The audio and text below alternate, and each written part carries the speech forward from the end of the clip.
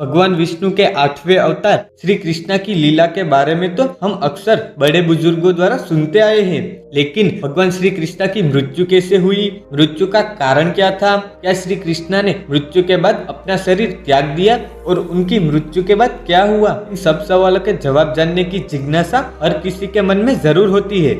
आइए आज हम आपको बताते हैं कि आखिर भगवान श्री कृष्णा की मृत्यु कैसे हुई थी। भगवान श्री कृष्णा का जन्म 3112 ईसा पूर्व मथुरा में हुआ था।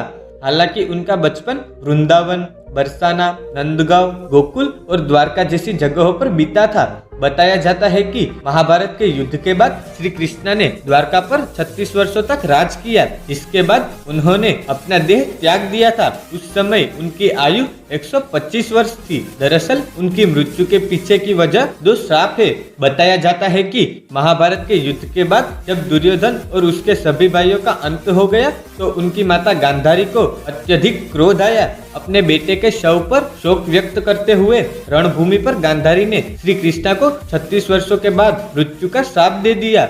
ये सुनकर पांडव चकित रह गए, लेकिन श्री कृष्णा ने मुस्कुराते हुए इस अभिशाप को स्वीकार कर लिया।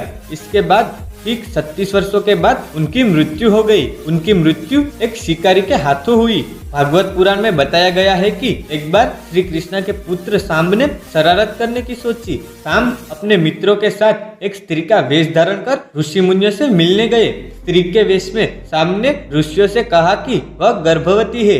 यदुवंश कुमारों की इस शरारत से ऋषियों ने क्रोधित होकर उन्हें श्राप दे दिया कि तुम एक ऐसे लोहे के तीर को जन्म दोगी जो तुम्हारे पूरे कुल का सर्वनाश कर देगा।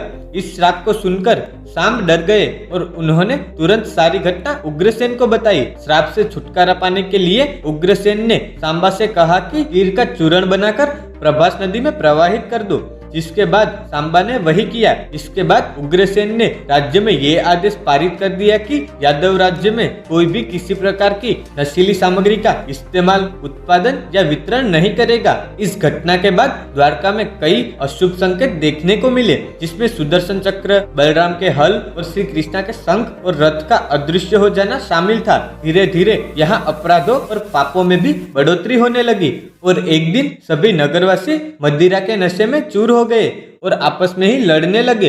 इस तरह सभी आपस में लड़कर मर गए। भागवत पुराण में बताया गया है कि एक दिन श्री कृष्ण पीपल के पेड़ के नीचे विश्राम कर रहे थे। तब जरा नाम के एक बहेलिये ने भगवान कृष्णा को हिरण समझकर उन पर तीर से प्रहार कर दिया, जिसके बाद श्री कृष्णा ने अपने देह को त्याग दिया और उनकी मृत्यु हो गई। दरअसल इस तीर में उसी लोहे के तीर का अंश था जिसे सांबा ने उग्रसेन के कहने पर चूर्ण बनाकर नदी में प्रवाहित कर दिया था। इस प्रकार ऋषि के श्राप के अनुसार ही समस्त यदुवंशियों का नाश हो गया। गांधारी के श्राप के अनुसार श्री कृष्णा की मृत्यु हो गई।